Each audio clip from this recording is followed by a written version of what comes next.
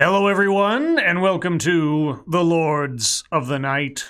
With me, as always, is the Lord of Pain, Ranting Monkey, Hey, guys. and the Lord of Pennies, Satsu 2 cents. What up, Dale? And I'm your host, Scribe, the Lord of Punishment. Hello, chat. Hello, everyone. Hope you've had a good week and a good weekend ahead of you.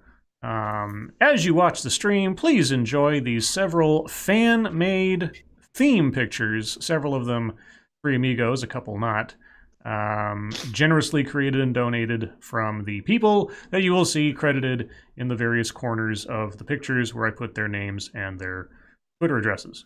Hearst Gravegear, Adonis Bartolote,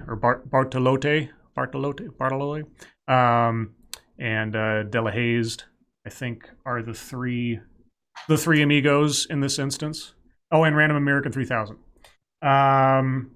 The Tu Wong Fu, thanks for everything, Julie Newmar thing is particularly awesome. And I literally, when I got home that day and I saw that pop up, I was like, oh, because I was just about to start working on that myself, but I can't top that, and that's great. And Monkey is John Leguizamo, as requested, so there you go. But anyway, Satsu, how are you? Pretty good. I had a busy day, all things considered, but that was a good one, so. That's good. Monkey, how are you? I'm good, dude. How you doing, man? I'm all right. It was a relatively quiet Friday, so I went off, left work a little early, went off and did something productive. I got my flu shot! Because I'm a vaxxer, yo. I never leave my house. I don't need a flu shot. Yeah, well. It seems like every year my office just ends up getting inundated with people who don't get their flu shots, end up getting completely super ill, and I don't like being sick, so I take the precaution. You ever had the flu, man? Have I ever had the flu? Oh, yeah. I've had the flu real bad. Yeah. The flu sucks ass. So, guys, yeah, if you can get a flu shot, you really probably should. But yeah, I've had it in varying degrees over the years, but a couple of years ago I had it ridiculously horrible. Like I got like the death strain. For a couple of days, honestly thought that something worse than the flu was happening to me, but I just got hit really bad with the flu. So yeah, if most insurance companies cover it completely. Otherwise, it's relatively cheap because it's better off for everybody if everybody gets their inoculation.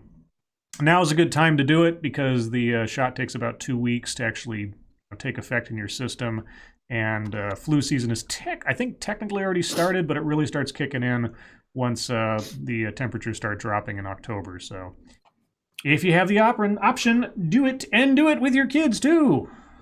Can't say that much about. I'm gonna mute for a little bit. All right. Well, anyway, all that aside and that public health announcement, Monkey Dick, Jim Jones, movies, video games, hit that like button if you have not already, and as usual, about 2/3 of you haven't yet. I know, it's still early in the stream, but, I take it as a point of pride that I'm able to train people to act more responsibly. We'll see. And share our stuff. Please share our stuff. For those of you who are constant YouTube aficionados, you may have noticed in the recent weeks or so how your homepage on YouTube has changed a bit. How you don't really see the same kinds of things you used to. That's because YouTube has changed the algorithm to more consistently focus your attention on corporate-backed stuff and more high-end stuff, let's say, or more, digestible things. That just means that people like us, like Sinatra, think of your favorite creator who's not a corporate-backed individual or someone with 5 zillion views or something, or who is all anything other than G-rated. This is why we need you guys to share our stuff and anybody else that you like, because quite literally, YouTube is not doing it for anyone themselves anymore. So you guys are our best algorithm, and we appreciate your support. With all that said, anything else to talk about before we get into the streamy stream? Are you guys Borderlandsing 3ing tonight? Indeed we are, good sir. All right, so after the show, guys, over on 2 Cents Plus, watch out for Monkey and Satsu playing Borderlands 3. Are you giving away a game tonight?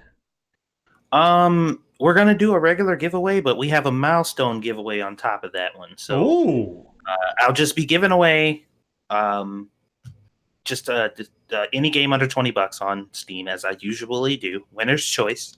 But on top of that, if by some miracle we reach 100 likes, I'm hoping we can get there. If we reach 100 likes, we got a copy of Borderlands 3 to give away.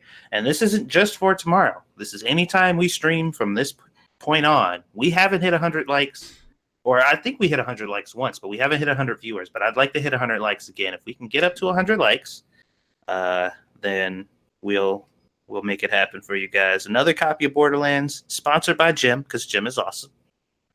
Okay, well, then I would request, just as a brief little assignment for our audience, that after the show's over with, even if you don't stick around to watch the whole stream, if you go over to 2 Cents Plus and you hit that like button, you will be helping to guarantee some happy person their own copy of Borderlands 3 in one way, shape, or form if they get to 100 likes. So think about that after the show. Oh, yes? Satsu, the way you said that, you said anytime going forward. That's just the first time we hit that milestone, right? Well, yeah. Okay, I just want to make sure. I was like how many copies of this game you have? Because that's expensive. We hit that for the next 3 weeks every time we stream, man. Okay. So anyway, guys, after this show, you'll be getting somebody a copy. Whoa! Holy cats! Angry Illinoisian. Nice. Jeez, your time has come for this, Scribe. 2 down, 1 to go. Holy dude, thank you so much. I don't know what to say. Generous. That's ridiculous. Satsu, check your DMs. Okay. Yeah. Anyhow. I have an idea. I will think about that idea later. And based on your generosity, I have an idea. But thank you, Angry Illinoisian. I really appreciate that. Okay, well, that's a way to start the show. How about some news, guys? No? Yes, please. Oh, okay. Here's what Felicity Huffman said at her sentencing. Yes, for those of you that don't know, Felicity Huffman, wife of William H. Macy, was sentenced today for her part in the college bribery scandal. And there's a whole bunch of controversy over how much time she got, but we'll see here in a second. Before she was sentenced Friday to 14 days in prison, actress Felicity Huffman told a federal judge she could have stopped her involvement in the college admissions scandal and was, quote, deeply ashamed that she didn't.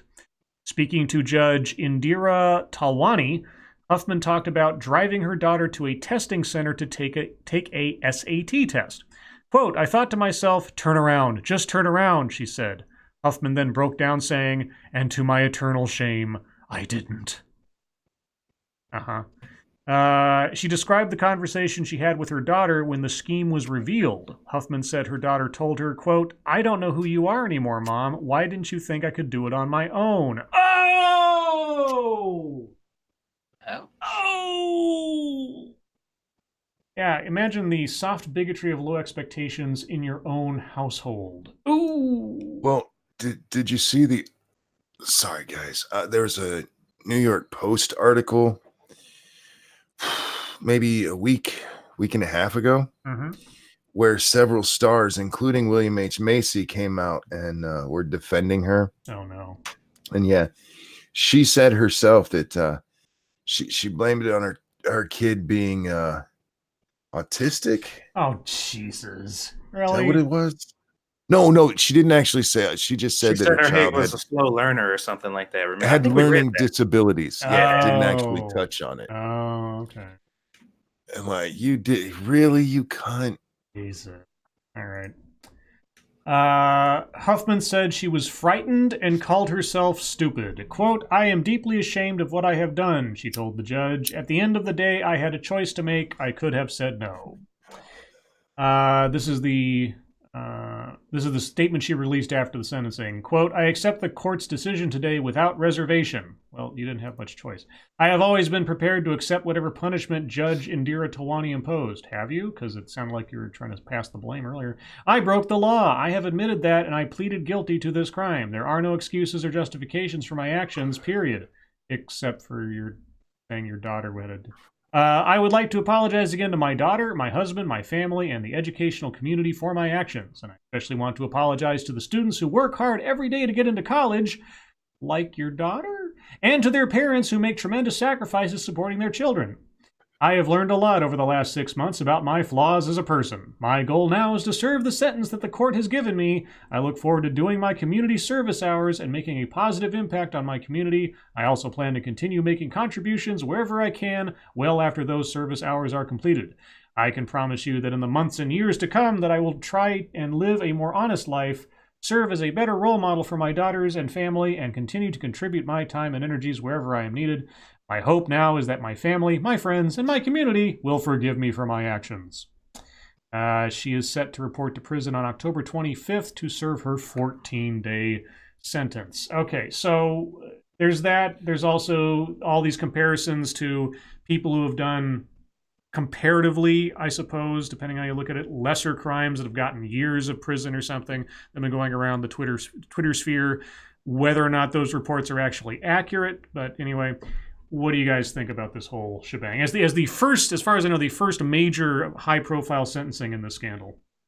Well, I think it's pretty obvious what happened. She was obviously cooperating. She probably helped them out get information that they needed or whatever to be able to lessen her sentence. Plus, once again, I had to mention, comparatively speaking, with all of these groups or these people who are saying, oh, look at this other example of this person not getting off, who is not rich and is not a celebrity. Like for some reason, we've forgotten that celebrities, people with ridiculous amounts of money, get off on all kinds of crazy, shit that they've done. But now it's like, it's about race now because it's convenient. But any other time, we're shitting on rich people and celebrities because they're celebrities and they got a bunch of money and they get away with shit. But it is conveniently about race this time because that homeless person who did that thing somewhere else, completely unrelated, went to jail too. And she also has a vagina and dark skin. So it's about race now, but it never is any other time, I guess. I don't have much of a thought on the sentence itself. I honestly don't know how this stuff works in the real world. You know what I mean? This is the first time I know of a college entrance cheating thing going on. Mm-hmm. I know they've existed, I'm sure, but I don't fucking. Everybody's acting like they follow this shit their whole lives. I know everything about every college case like this. What I want to comment on is her apology there. And for any of the other, like her statement earlier, where it's like, I was just, my daughter had a learning disability. When it came time in the apology for her to own up to it, that bitch owned up to it. Now, whether that was agreed to, the prosecution made her say it that way or whatever, there was no excuse there. I did this. I made a choice. I knew I shouldn't have. That's a fucking apology. And I'm just glad to know that there are people who still know how to do that. Yeah, I guess the only thing that kind of puts a little bit of a poison drop in that is whatever she was saying just not too long ago about trying to put the blame on the fact that, her daughter needed the help or something like that. But sure, and like I said, I get that part, but that apology you read there from her, mm-hmm. That was just, I fucked up. And she's right, she did. I mean, but I don't know enough about the court stuff to go along with this to know whether she got a right sentence or not. So yeah. Also, guys, beware of false information, because one of those cases that people were putting out of the chick, they some homeless chick went to prison because she did X, Y, and Z or whatever. Apparently, there was a bunch of other charges that she got actually charged for, because journalism is so important and so efficient today. They neglected to mention that at all. So it's the WoW Black syndrome. It's that thing. All right. Well, moving on to other things. That's almost a good segue because wait. What do you mean moving on? What's your thoughts on it, Scribe? What's my thoughts on it?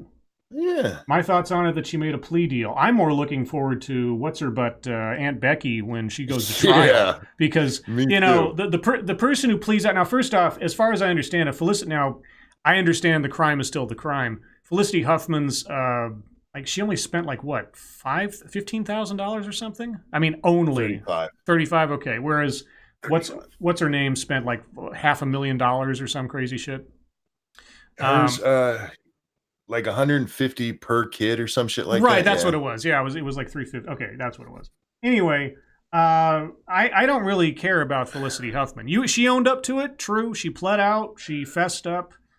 She did wrong. She's going to be punished for it. I think in the grand scheme of things, she got a light tap on the wrist. But then we're not talking about murder here. It's the ego of Aunt Becky that I'm really looking forward to being put to the test in trial. Because things like what Felicity Huffman did here don't help Aunt Becky's case when the time comes at all. So, that's my thought on it. It's kind of like, well, what can I expect from a academic bribery scheme? Was I expecting 20 years? Yeah, probably not. Right. Especially if she pled out, especially if she'd never been, especially if it's like basically her first real offense or anything and has a clean record, etc. But, yep. Also, she's rich. Well, yeah, that doesn't hurt too. That doesn't hurt either. But we'll see if that helps. We'll see. Like I say, we'll see if that insulates Aunt Becky in her trial. I don't think it will. Let's see. Random American says, I notice YouTube is no longer showing how many people are subscribed anymore. I see my number underneath my name on there. I don't know. Maybe it's varies. I don't know. Well, how about our favorite friend at CNN, Chris Saliza? Boo. Oh, well, never mind then. I'll go on to something else. Hey, Satsu, you should buy a ticket to the next debate since it's going to be in Ohio. No. Oh. You see, my first, there's no story on that, just that they announced that the venue for the next debate, which is October 24th or something, I think, is going to be in Ohio. And I thought, my very first thought was, I wonder if they'll bring up the Dayton shooting. Because they really haven't lately. I wonder if they will and what they will say about that. Yeah. They'd have to find some way to make it. I mean, if they do, it'll exclusively 100% be about guns. Mm-hmm. Like, they won't make it anything outside of that, any connections or anything. It'll be 100% guns and something about Trump. Right. Yeah, Trump has influenced these people to be super liberals. They can't do that either. Yeah, that's true. Yeah, they'll have to avoid that at all costs. Which will be funny, trying to watch them bite their tongues and talk about the gun issue without mentioning Trump. So I think they'll just avoid it altogether. All right, let's see. So anyway, Chris Saliza wanted us to know the 33, and I'm not going to read them all probably because it'll take forever, the 33 most overblown lines from Donald Trump's Baltimore speech. This is what this man gets paid to do. I just want to remind everybody of that. Did he make a post about the outrageous things said at the Democratic debate? Chris? Yeah. I don't know. Let me check out The Point with Chris Saliza, his blog site. Let's see. What did he do for the debate? We have... okay, well, he does have a post about Beto. He has a post about the winners and losers from the third Democratic presidential debate. You want to do that one?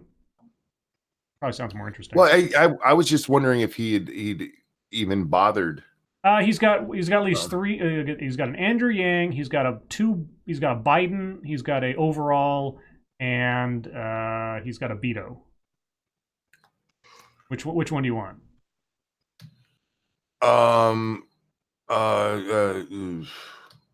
Winners and losers. Okay, winners and losers. I don't really care about Baltimore's speech anyway, so I just thought it was Chris Cillizza, and I'm like, well, it's Chris Cillizza. We've got to talk about Chris Cillizza. You know, because Chris Cillizza's like, well, I don't know. Is he our collective whipping boy? He's our village idiot. Our CNN avatar. Okay, winners and losers from the third Democratic presidential debate, as told by Chris Cillizza, CNN editor-at-large. And this is analysis, guys. Analysis. Remember, analysis is better than opinion. The top 10 Democratic candidates shared a single debate stage for the first time in the 2020 race, trading body blows while drawing stark contrasts on issues like healthcare and criminal justice reform. Some places, I suppose. I picked the best and the worst from the night there below. The winners, Joe Biden. The first 30 minutes of this debate, typically the time with the highest viewership, were Biden's best moments in his entire campaign to date. Really? I would agree with that. Yeah. Actually, I would agree with that. Okay. It was the most spry he's looked. That's for damn sure. Well, yeah, his eye wasn't exploding. That's true. He didn't stumble as he had in previous debates and was able to show off his righteous anger side. Okay, when Bernie Sanders seemed to suggest the former vice president was responsible for people getting cancer. I remember that.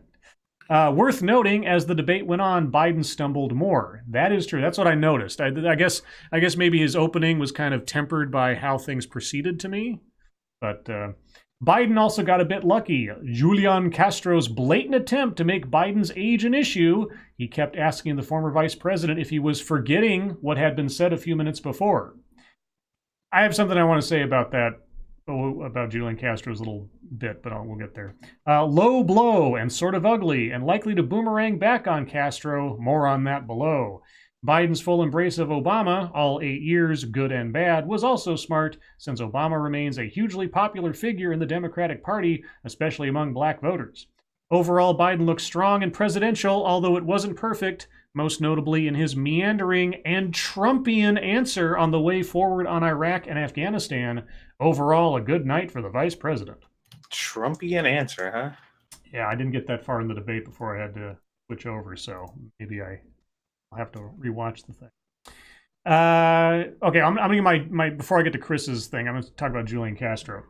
Bringing up Biden's age is the biggest elephant in the room regarding Biden. I mean, let's not pretend that everybody and their brother isn't looking at his gaffes recently and his eyeball and everything else and thinking he's not exactly in the best shape ever. However, Julian dwelling on it the way he did bought him no points whatsoever at all. We talked about this on Monkey in the Morning, and here's the thing. It's the way he did it. Yeah. He was so mean about it. It was schoolyard bullshit. Yeah, there was what's the word? Venom in his voice.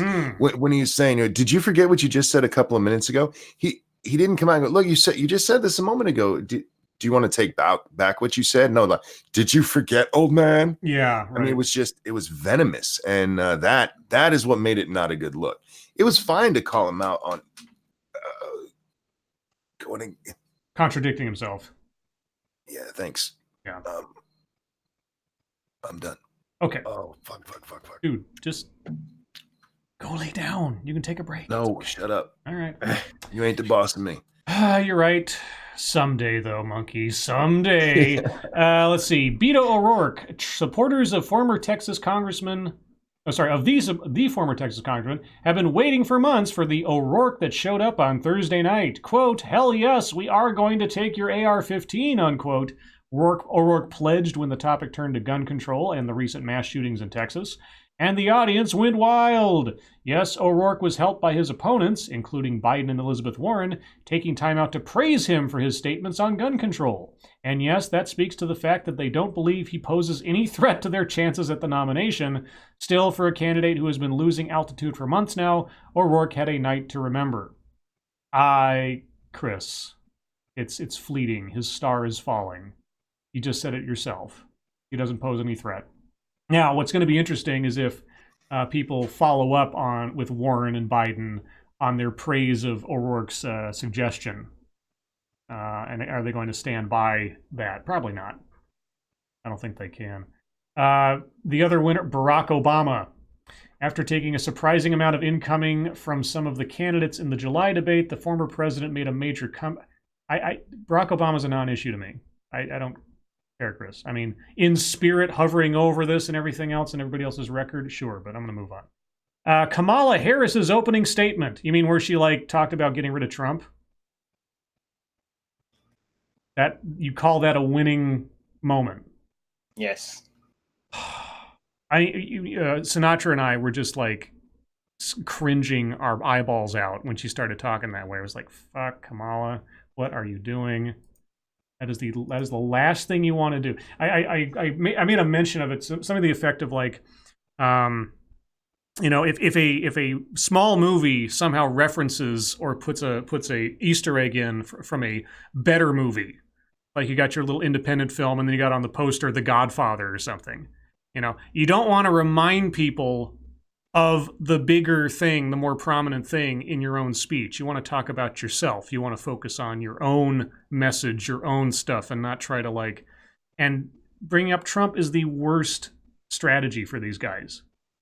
You talk about you. You've got to sell yourself to the American people, not the fact that Trump is bad. We've been hearing that the entire time. You got to tell us why you're better without mentioning him. And then she closed her line with, and now, President Trump, you can go back to watching Fox News. Yeah. Yes. Waiting for your fucking comments about him. Yeah, you might as well have just said, all you baskets of deplorables can just go away now. It just... the losers, Julian Castro. The former San Antonio mayor had a clear plan going into this debate, go after Biden and paint himself as the true heir to the Obama legacy. Unfortunately for Castro, he went way too hard at Biden on the age issue with his "Are you forgetting?" line that he repeated 4 times. The attack wound up making Biden look sympathetic, and the former vice president's response, measured and in control, made Castro look small. Now his height does that. Yeah. But losers, Andrew Yang. No kidding. His $1,000 a month thing fell flat as soon as he said it. And we're still wondering if it's even legal. There's not much else to say. We all know what his thing. Elizabeth Warren. He says Elizabeth Warren lost. The Massachusetts senator wasn't bad. She just wasn't super involved in the debate, which is weird given that she is widely seen as the strongest challenger to Biden at the moment. Yeah, and especially since she was given so much camera time in the first 45 minutes, because they didn't waver off of Biden, Sanders, and Warren for at least the first half hour, 45 minutes of the debate. They didn't let anybody else talk. Let's see. For a chunk of the first hour of the debate, Warren sort of disappeared. Some of that is a function of not getting questions from the moderators, but Warren also needs to find ways into conversations, especially given how centrally located she was on the stage. Okay. When she got questions, Warren was solid. No, she wasn't. She was asked direct questions about whether she'd be raising taxes, and she went all over the place like she always does. Whenever she's asked a direct question, she goes directly to talking points that are tangentially related to the question, but don't actually answer the question. Well, from their view, that's solid. Not answering the question is a win. I guess. Thank you, Diesel Dave. Are you trying to start a civil wat? No, I have a particular aversion to civil wats. Or civil what? Let's see. And the loser... Oh, another abstract for Chris. The economy was the loser as well. This was a long debate. And we know that in election after election, voters say the state of the economy and how they feel about it personally has a huge impact on their vote, which makes the fact the economy wasn't the subject of a single question in that time remarkable and bad. Well, the economy is kind of a dangerous territory for them to go into because it's difficult to say that it's bad. The only thing they can say is that signs show we might be facing a recession. Then you go into economic fear-mongering, and then that is not a very good look. So, I don't know. I don't think that was a mistake. I think that was a tactical choice.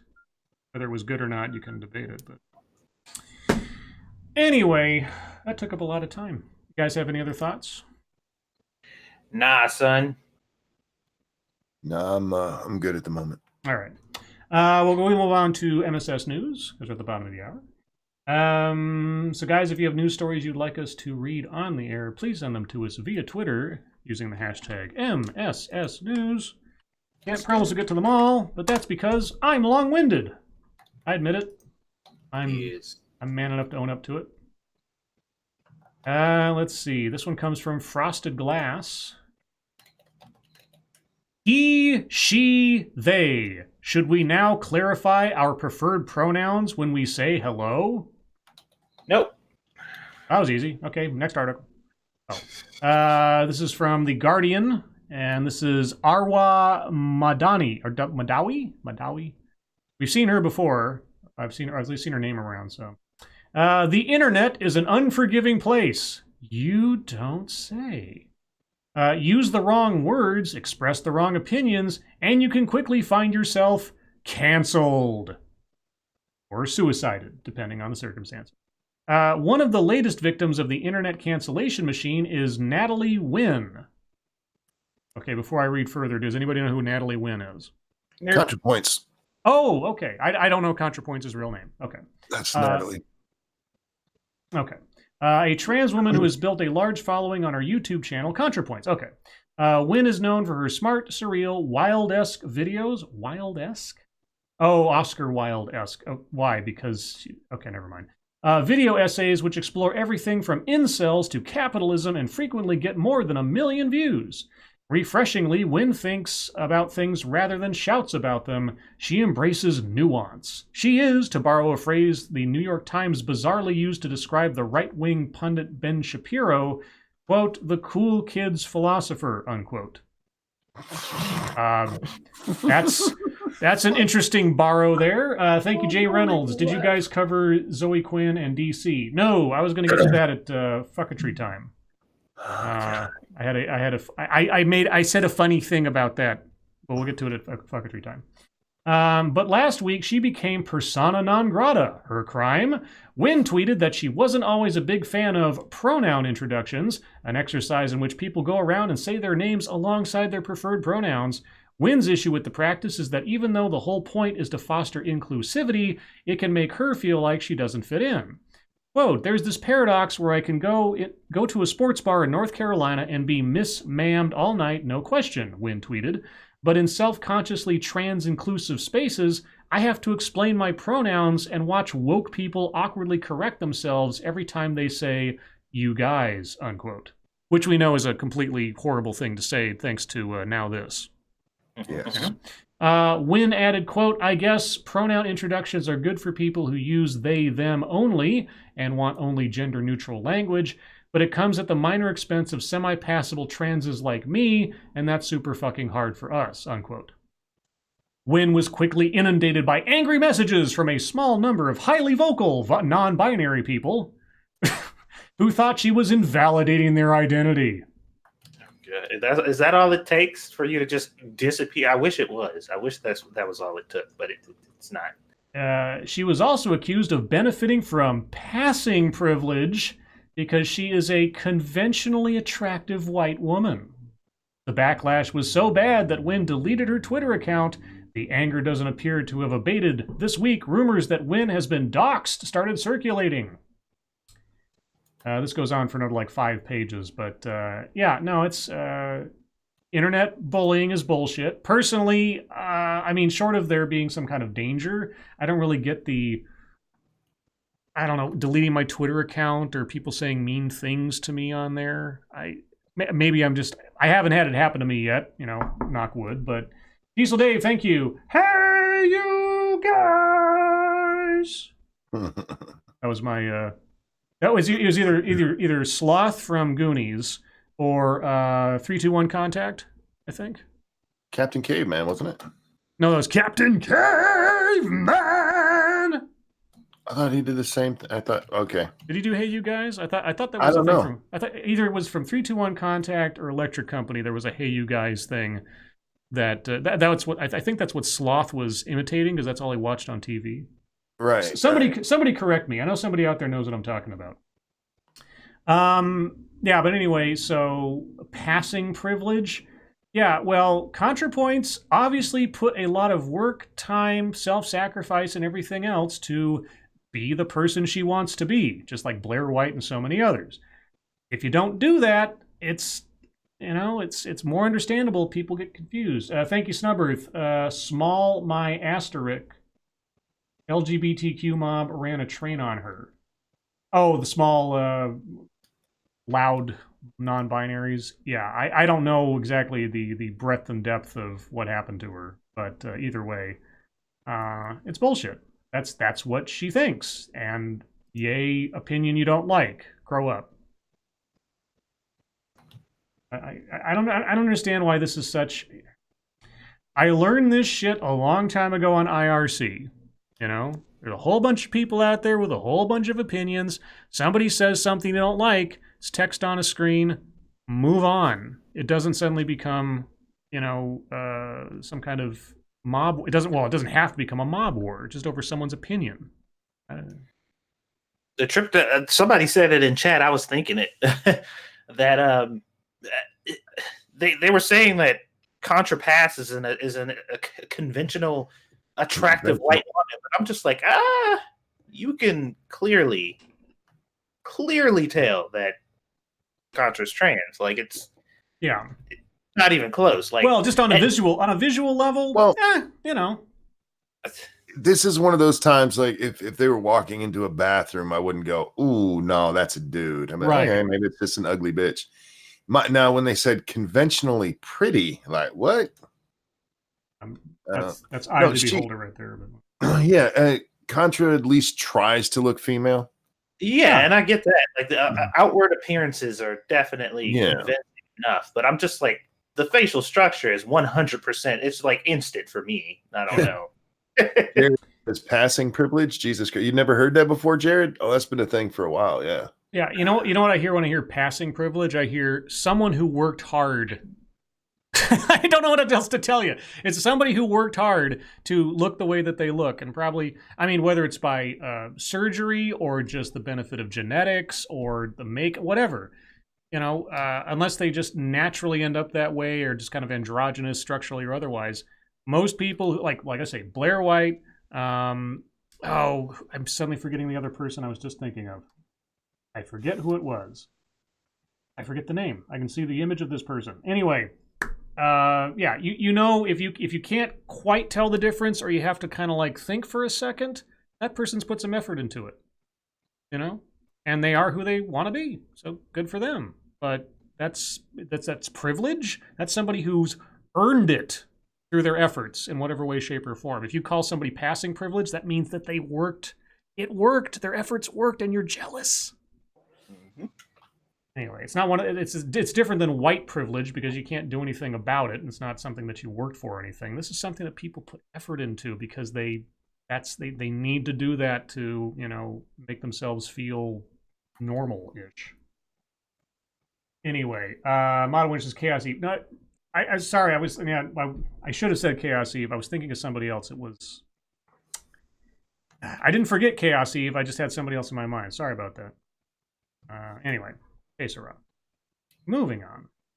That was just the first story. Oh boy. Long-winded one. This one comes from Massive Dynamics.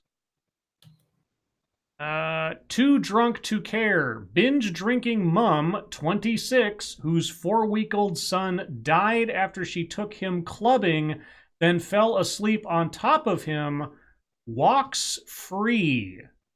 Oh, for God's sake. Marina Tilby, 26, was so drunk it took more than an hour for her to be woken up after her baby Darian was rushed to hospital. But she was freed from prison after judges at the Court of Appeal in London reduced her initial jail sentence of 2 years and 4 months, that was it, to 16 months suspended after she showed genuine remorse over her son's death. The court had previously heard how the mum took her little boy when she went out drinking in March 2017. The mum downed Guinness as she danced with the baby, throwing him in the air and catching him. She and her sister then headed back to the Quay West Caravan Park in New Quay, Credingen, I don't know how to say that's British, with 3 men to continue partying. But the night out turned to tragedy when the drunk mom then fell asleep next to her son on a double bed in the caravan. Tilby was later found by her sister lying on top of Darian, who was unresponsive with blood on his nose. Darian was rushed to the hospital but tragically died, with it taking more than an hour for Tilby to be woken up. Jesus. She made a terrible, terrible mistake. She made a series of horrific mistakes. I won't even call them mistakes because any rational person would look at that and think to themselves, I shouldn't do that. That was a conscious negligence on her part, and she's out. Okay, well, fine, whatever. Why not? You know, a cheerleader hides her pregnancy, kills her kid, buries it. No, found not guilty. Mom falls asleep on her kid after taking the clubbing. You took your 4-week-old son clubbing with strangers and getting all drunk. No. What could possibly go wrong there? I mean, how is the outcome of that any different than if she had been driving drunk and her kid died in an accident? No. You don't. Moving on. Things make me angry. Just a little bit. This one comes from Quinn Harrison. I'm up. Tuna steaks recalled because they may cause this weird type of food poisoning. A weird type of food poisoning? Okay, what's weird about it? Yellowfin tuna products sold in 16 U.S. states are being recalled because they have the potential to cause an odd type of food poisoning that resembles an allergic reaction. Okay. On September 6th, the company Alpha International Seafood issued a voluntary recall of its refrigerated yellowfin tuna steak products, which were sold at Kroger grocery stores and several other chains owned by Kroger. What's the allergy-like symptoms? Okay, the contamination occurs when certain types of fish aren't properly refrigerated. Yeah, what's the odd? Okay, symptoms of scombroid fish poisoning can include a tingling or burning sensation in the mouth, facial swelling, rash, hives, and itchy skin, as well as nausea, vomiting, and diarrhea. Sounds a lot like food poisoning, except for the face swelling part.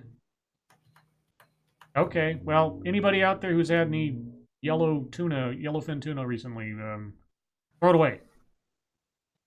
Was it a specific brand? I missed that part. It was Alpha International Seafood. Okay. I don't think they give a specific product name. So, yeah, anyway, if you bought any yellowfin tuna steaks from Kroger, awesome. That's why I buy mine from a can, yo. Yes. Very good, Monkey.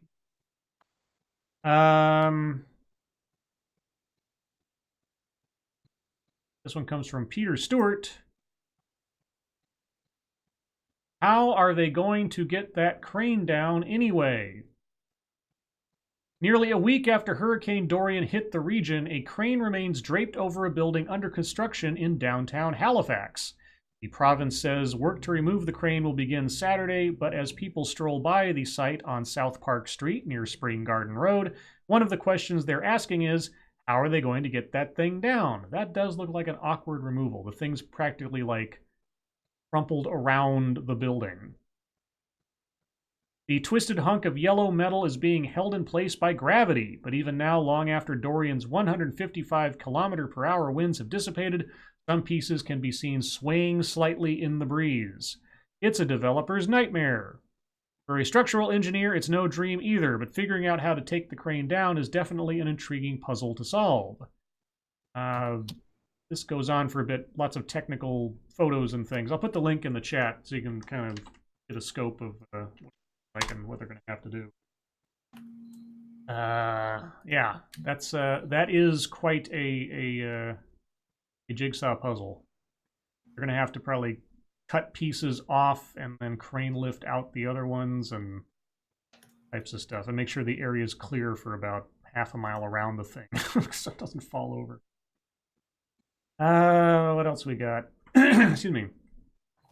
This one comes from Jack the motherfucking Cockring. I've never watched a single episode of this show, but I know who this is just by the name. Mama June and boyfriend Gino hit with grand jury indictment for felony drug possession. I'm shocked. Okay, there's not much else to say about the story, but I'm going to put the link in the chat. You guys have got to see these mugshots. Oh, that is a...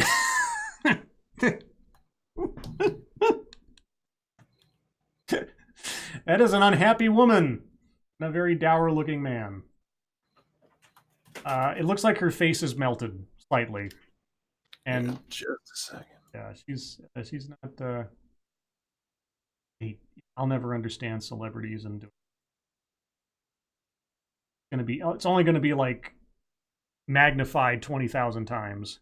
Sorry about that. You said you put the link in chat. I want to see this one. Oh yeah, look at the Mama June is one of the only people that I've seen lose that much weight and still be that goddamn ugly. Oh, look at this picture. Look at this picture. I saw it. She looks weird. Okay. Oh wow. Yeah. Oh, Scribe, it was funny. For some reason, I was like trying to scroll down and it pushed me all the way down to the bottom of the page when I first got there. Mm-hmm. She was like, oh, they do not look happy in this mugshot. And it's a picture of fucking Justin Bieber smiling in his mugshot. And I'm just like, wait, that can't be it. All right, let's see. This one comes from Shrouded Angel. Oh, which one do I want to do? I'll do this one because it seems more outrageous, as it were. Okay, come on. Mom robbed of 225,000 pounds, as in the currency, by best friend on the day she buried her son's ashes. Well, that sounds nice. With friends like these, right? A mom was shocked and devastated to find out her best pal stole a staggering 225,000 pounds from under her nose. Good editing there, Mirror, but you are the Mirror. June Watson, a financial advisor, I won't be going to you for advice, drained cash from the company owned by her best friend, mum of three, Yvonne Cannings. On the same day that Yvonne was burying the ashes of her son, Ben, who tragically died of cancer at just 15 years old, Watson stole money from her. Police believe she blew the money on luxury handbags, jewelry, and loan repayments, although most of it is still unaccounted for. Watson was jailed in January for 4.5 years after a jury found her guilty of 2 counts of theft. On Monday, a judge ordered her to pay £23,000 during a proceeds of crime hearing or face another 12 months in prison. Yvonne from Great Harwood, Lancashire, said, quote, everyone liked June. She was friendly and genuine and seemed to have a heart of gold. She worked for me, but we became best friends too. We had even shared a bed together after a night out. Oh. I know. Quote, I helped her out with cash. I gave her £500 for a wedding present. I thought I could trust her with my life. Find out that she had been stealing from us all through the trauma of burying my son's ashes was a huge shock. It was worse than heartless, beyond contempt. I had been betrayed, cheated, and lied to by a woman I trusted and sat next to every day for 5 years. About to say, welcome to the world of so many men. No shit. After she was found out, she ran away to a hotel, which she paid for with my money. She is twisted and evil and totally shameless. Hashtag common sense white woman reform. Yeah, embezzling. I've indirectly, at a job I had, accountant of ours embezzled money from the company, and it was like a lady that I'd had lunch with a couple of times, just as like, you know, coworkers, nothing like that. She was, and it's just like, you bitch, you absolute criminal, go away. Now, when you think somebody, you think you know somebody, right? What is this? Are you okay? I guess this is a real thing. This one comes from the Tartanist. Hostess gets bold with peanut butter and pickle sandwich Twinkies. It's disgusting. That is the... Okay, Pardon me? That looks like somebody like took a loaf of French bread, cut it in half, cored out the middle, and then barfed in it. I will put the link in the chat so you guys can see for yourself. Now, I'm assuming this is actually a real thing and not some kind of put on or some kind of Photoshop job. Las Vegas, peanut butter and pickles. Now that's something you don't hear every day, but if it's left up to Hostess snacks, the pairing will soon become a hot commodity. So it's still in the prototype stage? Okay. With the goal of enticing your taste buds, already failed, Hostess is taking a risk with its new peanut butter and pickle sandwich Twinkies. The announcement was made in a tweet on Twitter and in a post on Facebook. But will this be a snack for the ages? That is the big question. Sure, people love peanut butter. Sure, they love pickles. Well, it depends. But will they love them together? And would they even taste good together? And what about the cake? Will the pickled juice make it soggy? It doesn't look like it's actually a Twinkie cake. It looks like it's just a loaf of bread. I think it might actually be bread and not, because it doesn't look like a... Hostess, you just have some extra money you want to burn? Because this doesn't... This is the last thing I would have expected any combination from a snack food to ever be, especially from a place that makes basically sugar bomb donuts all the time. Somebody at the company probably like, you know what is really good? And like, we haven't had anything new for a while. Now, see, when I first saw that, my brain for a second thought, you know, they should have done an Elvis thing and done peanut butter and banana Twinkies. Sure, I can see. Now, I'd eat that. Yeah, now I can see a lot of people eating that. You take like a little bread roll thing, peanut butter and banana flavor. Yeah, people could get behind that. Peanut butter and pickles?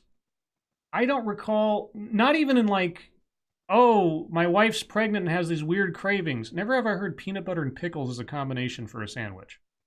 No. There's probably a reason for that. That's against God's plan. Okay. Moving on from that. No. Video. Can't do anything about a video. Chicago Mike sends us this one. Eddie Money, Take Me Home Tonight singer, dies at 70. Really? Yep. Eddie Money is damn. dead. Musician Eddie Money died Friday following a battle with stage 4 esophageal cancer. Oh, shit. Damn. Of all the cancers to get, guy who was the singer, esophageal. Quote, the Money family regrets to announce that Eddie passed away peacefully early this morning. It was with heavy hearts that we say goodbye to our loving husband and father. We cannot imagine our world without him. We are grateful that he will live on forever through his music. Yeah, Take Me Home Tonight. What else? Song list down. 2 Tickets to Paradise, Baby Hold On, Shaken, Purple. Let's see which. Yeah, okay. Yeah, Take Me Home Tonight though. That's a classic. Oh. Yeah. I don't know who that is. Well, I know who it is. I just. Take me home tonight. I don't want to let you go till you see the light. Scribe, that was beautiful. Don't ever do it. My little baby. Whoa. All right. This one comes from the original Shroom.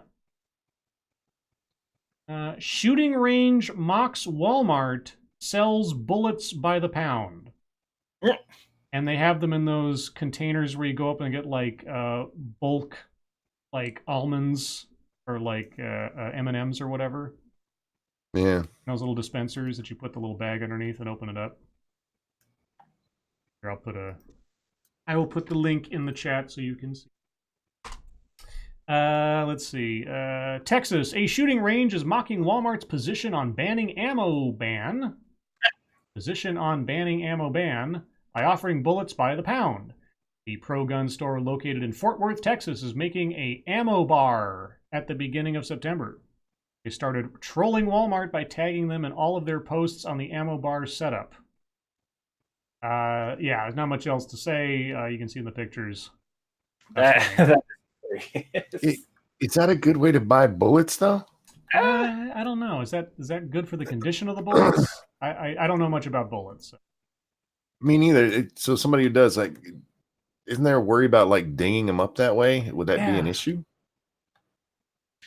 Wouldn't it be awesome, like, if the company was like, not only is this a troll, but people are actually paying more for bullets this way, so it's a win-win because they're like, ha, fuck you, Walmart, and I'm like, ha, fuck you, people, you're paying more for these. Right. Let's see. We'll do one or two more here. This one comes from Top Ramen Lewis. Oh, geez. Okay, really? All right. Will come up. Frank Miller returns to the Dark Knight yet again in The Golden Child, a sequel to the sequel of the sequel of The Dark Knight Returns. Frank Miller. Gone crazy. So not looking to. Frank Miller will pen the next installment in what is now a full Dark Knight series, Dark Knight Returns, The Golden Child. Is Eddie Murphy in there somewhere? I would imagine he has to be. I guess. I mean, that's copyrighted, yo. DC Comics announced Friday. This will be Miller's fourth book set in the dark future of the DC Universe, first seen in his seminal 1986 miniseries, The Dark Knight Returns. Written by Miller and drawn by Raphael Grandpa. Grandpa? Okay, Grandpa. The 48-page one-shot issue will pick up 3 years after the Miller's last Dark Knight book, Dark Knight 3, The Master Race. Batman, Superman, Wonder Woman, Carrie Kelly, and Lara Kent overcame the renegade priest Quar and his cult of Kandorian fanatics in their bid to convert humanity into worshipping them as gods. You have to be a total and absolute comic book geek to get half of what was just said there. I got 75%. And I'm more of a Marvel guy anyway, so it's actually kind of surprising that I know what they're talking about.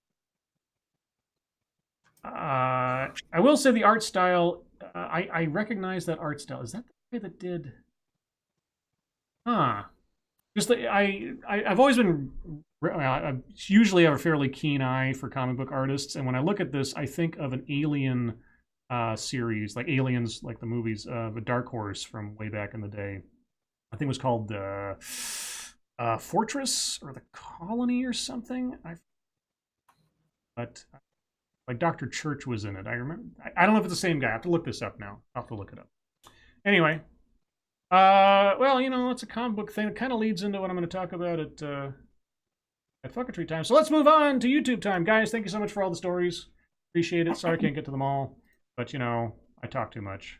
I'm going to take a break and let somebody else talk. Satsu, what have you been up to? Recorded another cooking video today, and in the middle of my recording, my mom video chatted me.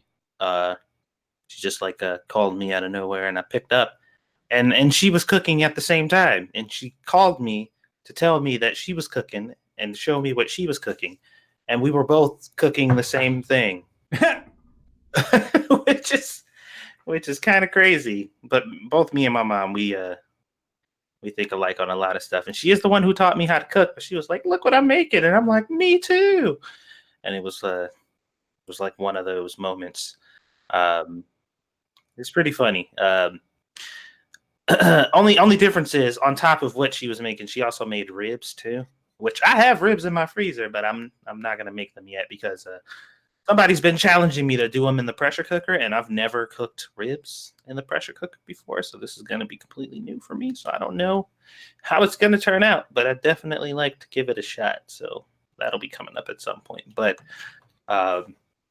yeah, I just thought that was funny. Also, I've been trying really hard to get my mom to like record her own cooking videos so I can upload one of hers, but I don't know. She always has some reason as to why she can't or couldn't do it. So we'll see. I think I'm gonna have to go over there and just fucking like literally make her do it. Well, I was about to say, why not have mom come over and you two can film one together? Because it is impossible to get her over here too, for the same reason. Oh, okay. Never mind. There's always some reason. You know, and her car's got like issues and stuff like that. So it's not always convenient, unfortunately, and we do live pretty far from her, so it is what it is. But we'll see. We've been trying to get something like that going. Yesterday's stream went pretty good. We gave away a copy of Borderlands 3, and Ryan won, of all reasons. I mean, of all people. And fucking Ryan. Thank you so much, Jim, for that, by the way. Yeah. And also, Jim will be sponsoring another giveaway tonight. for Borderlands 3. Obviously, that one is behind the milestone wall. So hopefully we can hit 100 likes tonight.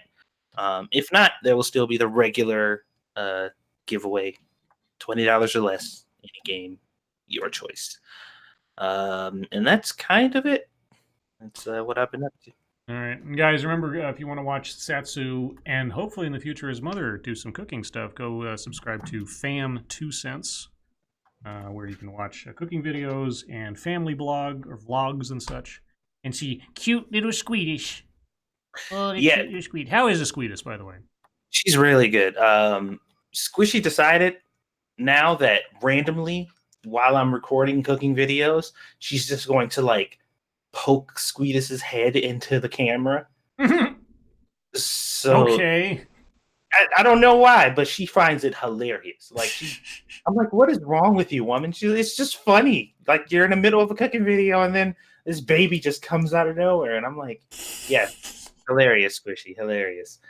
So that you might see some Squeedus cameos in some of my cooking videos because I don't know every time she does it. I only caught her doing it once, so.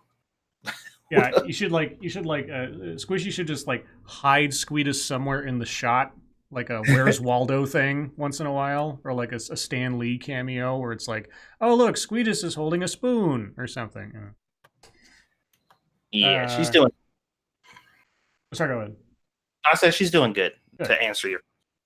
Good little Squeedus. She was on there the other day. I sang to Squeedus, but she couldn't hear me because the speaker wasn't on. But I sang to Squeedus as she was being held there all cranky in her diaper. It was fun. Thank you, Ebony Williams, for the sexiest voice, only second to Polly's. You know, you have a funny way of like halfway through a sentence just completely hamstringing the compliment. But thank you. Thank you. All right. Well, I guess it's... Thank you, Ebony. My self-esteem is second only to what it was before this. No, I'm kidding. Thank you, Ebony. Monkey, what have you been up to? Did a monkey in the morning, and then me and Satsu talked about playing some Borderlands, and he realized he had other stuff. Did you get that super? Okay, never mind. Yeah, sorry. He realized he had other stuff to do.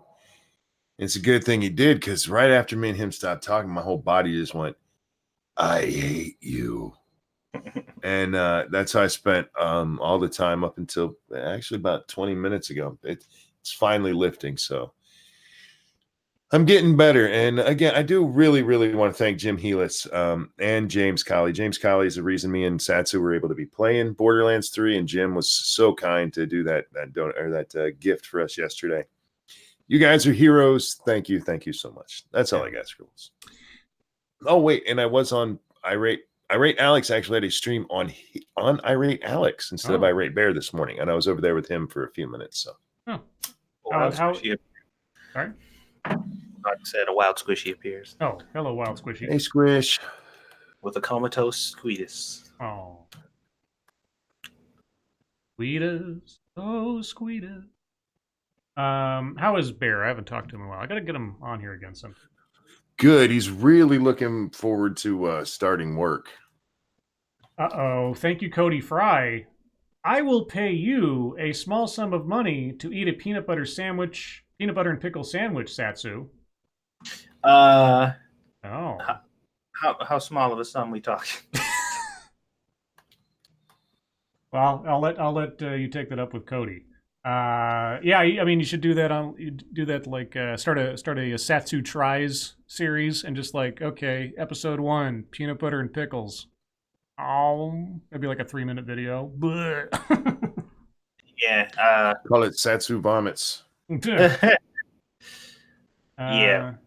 Call it something funny, and I'll be like, the segment where Satsu eats shit that people tells him to eat and gets paid to do. Yay! I'll do it. As for myself, I didn't do anything today for YouTube stuff. This is what I'm doing for YouTube. And I want to thank everybody again for donating their theme and Photoshop things with the avatars on there. They're very cool. I just got another one sent to me via Twitter. I I am attempting to include it in tonight's little slideshow. I don't know if I did that correctly, so it may or may not show up. If it doesn't, I will try to include it in a future slideshow. But yeah, I really appreciate that. Let's move on to Fucketry, of which I want to do mine first because I've only got a couple, and they're pretty funny, I think. I have a little bit of self-esteem. So Count Dankula posted a little update on Buddha. Had to go to an eye specialist today. He has to have surgery on his eye, which is awful. And I posted a picture, a little drawing of a pug with an eye patch. And above it I said, "I'm here to talk to you about the Mad Lads Initiative." And I've got 52 likes on that one thing. Oh my god. I thought it was funny. I thought it was. All right, what do I? Now for the so for those of you that don't know, Zoe Quinn has been tasked with writing a Superman and Batman comic book.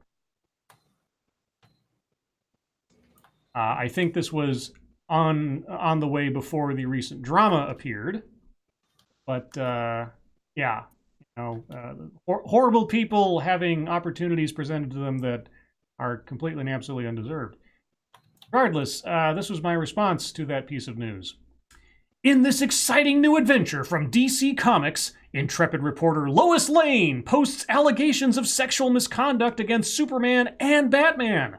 Will mere accusations do what all the supervillains in the multiverse never could? Find out in For Whom the Tweet Trolls. That was my response to that. My response to that was to ask DC if they were being ironic or ignorant when they hired a woman who was recently in a major part of a man committing suicide to pen in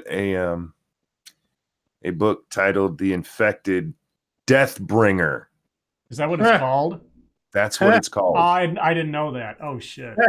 Oh, my God. That is hilarious. The Infected Deathbringer. Appropriate.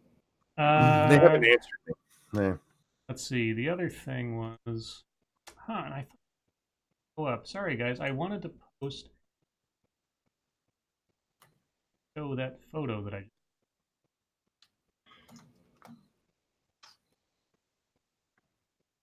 ABC. I want it to show up. I don't know if it's actually shown up on this.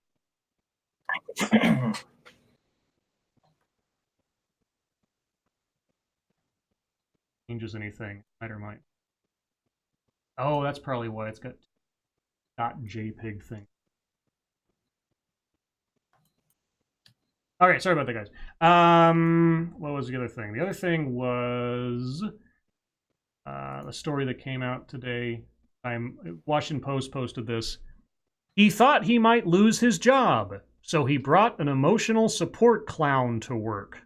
Oh, I saw that dumbass story. Now, I can't read this because it's the Washington Post and they don't let you actually read their stories. But yeah, if that's a true thing, then I don't know what's going on with the world. Oh, and then I wanted to mention real quick, Manic asked today, Scribe Light, you sound like you have been put through the ringer on Lords of the Night lately. I hope you're doing okay. And I said, I'm fine. I think I just end up doing too much talking with the news and wear out my voice more quickly. Doesn't help with the weather and trying to stay hydrated. And then the original Shroom said, take care of yourself. The Lords of the Night wouldn't be the same without you and your sense of humor, which I deeply appreciate. As you know, I disagree with you on issues almost nightly, but I still want to hear your opinion, which I can't do if you can't talk. And I said, oh, I'm fine. Appreciate the concern, though. If you need a break, I'll just make Monkey read the news, and won't that be lovely? And then Manic said, I put sound instead of seem. I was wondering why you went with voice. My bad. Well, I don't know what... if I seem, I don't know what you mean. I seem like I've been put through the ringer. I don't know. But the only thing I can... Yeah, when you said sound, I was like, yeah, well, I did kind of lose my voice the other night and everything. Think about this. If you let me read the news, we'd only need 1, maybe 2 articles a night tops. Probably. Because I fumble and stumble so much. That's all we really need. And there was this other one. Again, I wish I could read these stories, guys, but the Washington Post posted this. In opinions, Dana Milbank writes, Trump is a racist. Democrats should stop calling him one.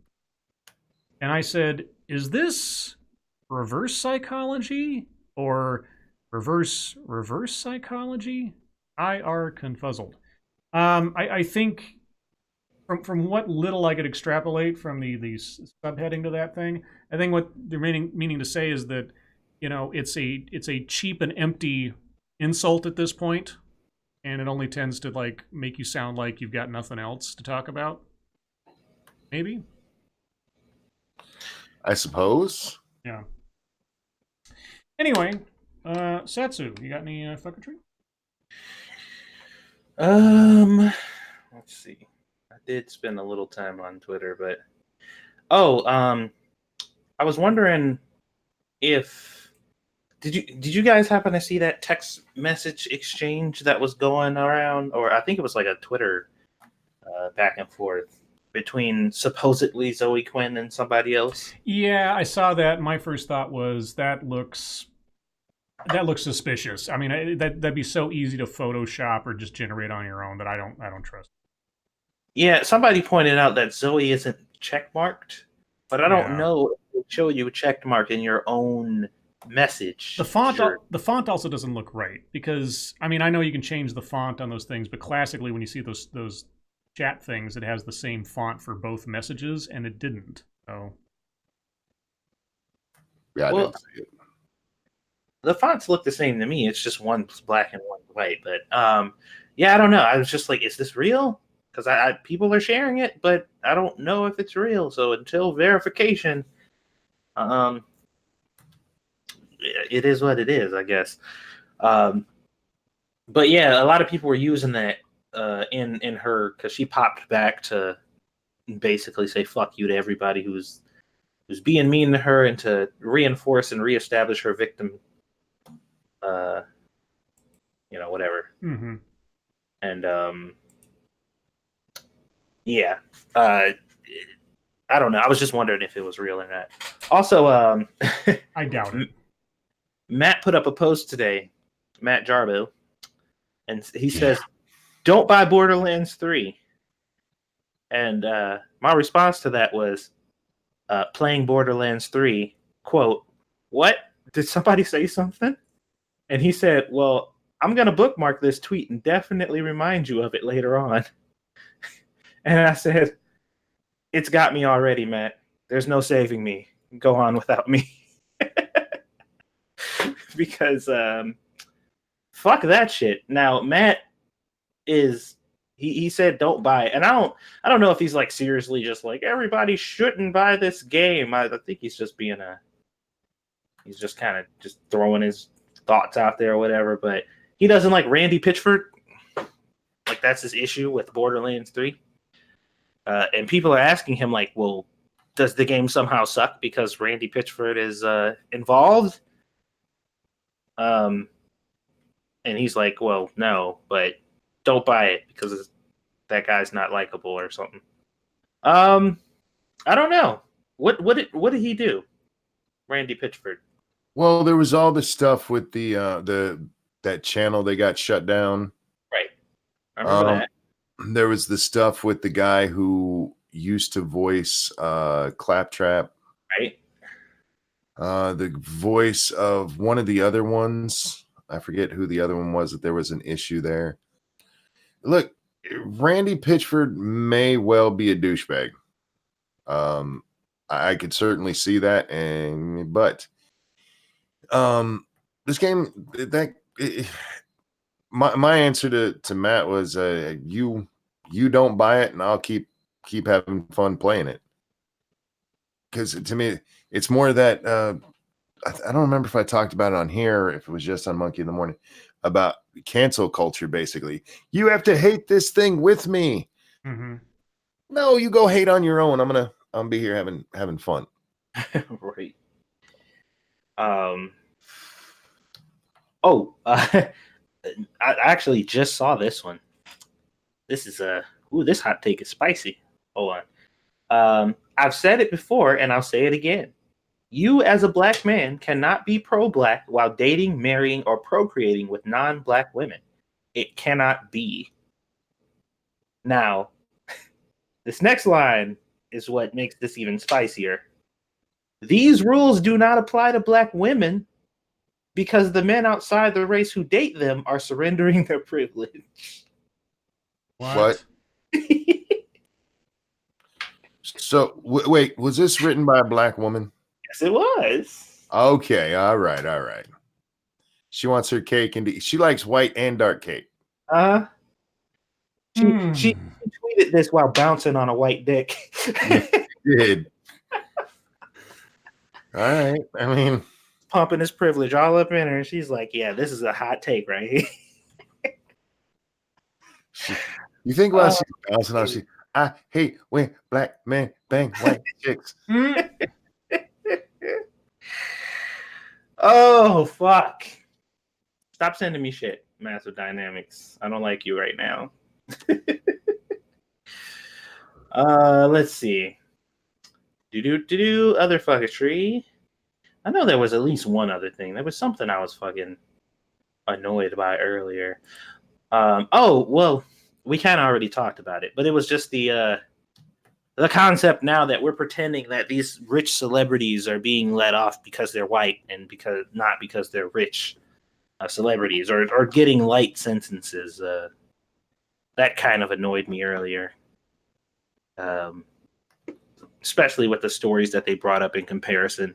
It was just like, come on, dude, this ain't it. Even people who was like, I generally agree with this sentiment itself, like that there's kind of a bias, but the people who you brought up, they're not good people to bring up because they don't compare at all. But 'tis the internet. Also, fuck you, Scribe, for telling me to go to a Democratic debate. Hey, I thought it would have been interesting. I mean, I didn't know when they said it's coming to Ohio. I'm like, hey, I know. I think Satsu's in Ohio. You could go to this thing. That'd be kind of cool. If they had one of those town hall things where you get to question him. I need a legitimate reason why you thought that would be awesome. Well, like I said, if you were live blogging from there while we were doing the show, and, like I said, you'd be our chief debate correspondent.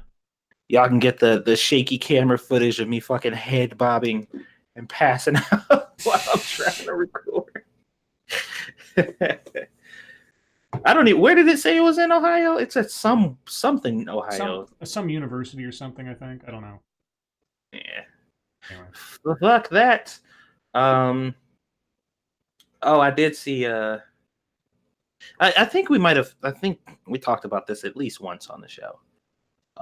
This whole concept of toxic masculinity on top of this onslaught of attacks against men, when they display any sort of emotion, like the same people who talk about toxic masculinity created the male tears meme.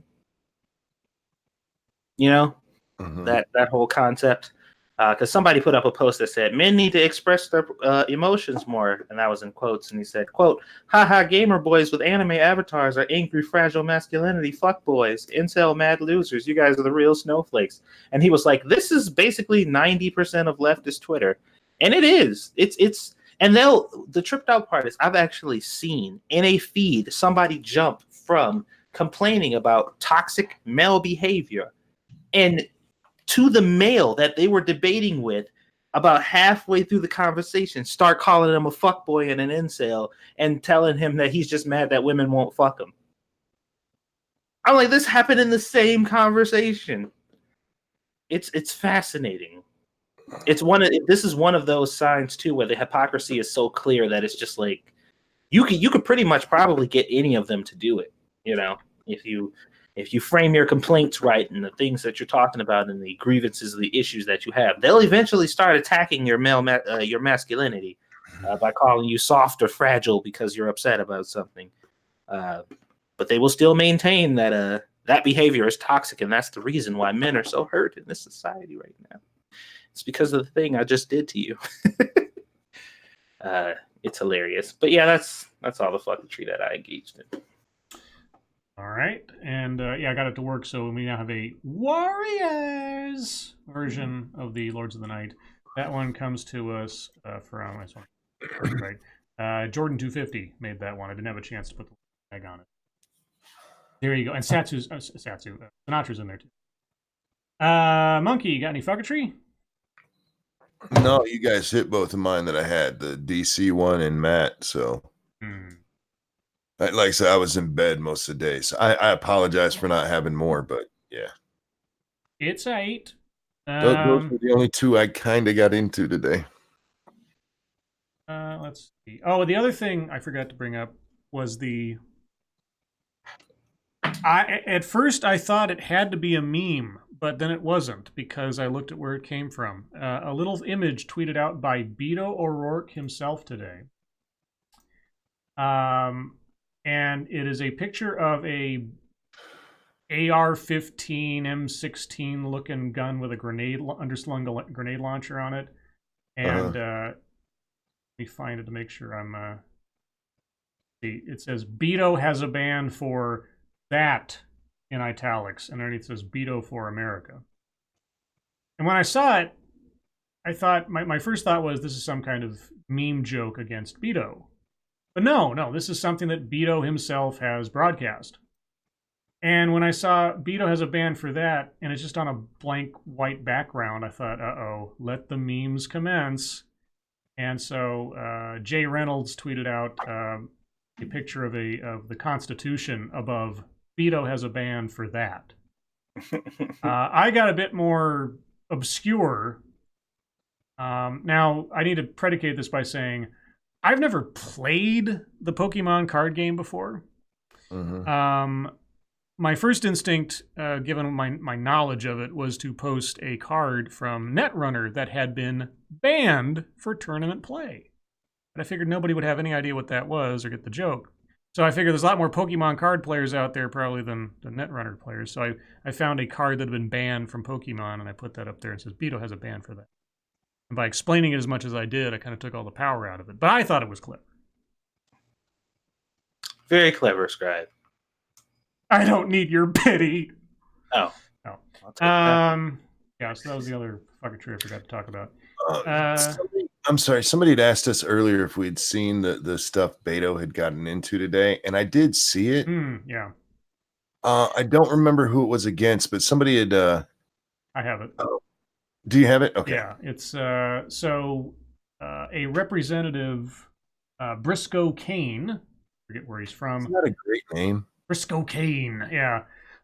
He says so. Beto O'Rourke tweeted out, "Hell yes, we're going to take your AR-15."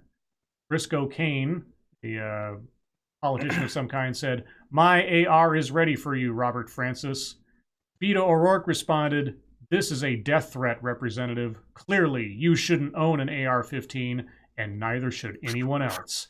And then Briscoe Kane responded, "You're a child, Robert Francis." Right. That was fucking hilarious. This is a death threat. Yes, this is a death threat. He said, "My AR is ready for you." You know, Beto, you decided to interpret that in that fashion. And It was a joke besides. So get a life, Beto. You're not going to be president. I don't even know if you're going to be a cabinet post at this point, but who knows? No, he's not. I mean, and that is granted that a Democrat wins the election. Anyway, we got time. Nobody wants that man embarrassing their administration. Probably not. Shall we do a Mad Lib? Yes. Okay. Let me find my little Mad Lib thing. I'll find one that's got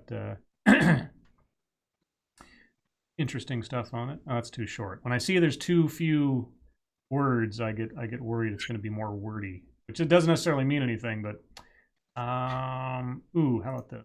That's way too short. Gosh, come on, give me something with some meat here. Okay. Okay, we'll try this one. We'll take a risk. Roll the dice. All right, so chat, this is what I need from you. Please put your suggestions in individual little chats to the chat. What I need is a singular noun, an adjective, and then another singular noun. So 2 singular nouns and an adjective. I'll get to your suggestions shortly. So, Satsu. Strangely enough, I need a singular noun. A singular noun? Mm-hmm. How about a pickle? Sounds appropriate. Monkey, I need an adjective.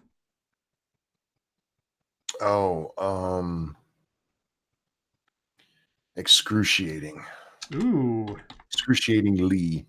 Excruciating. Whichever. No, excruciating's fine. Okay. Satsu, I need another singular noun.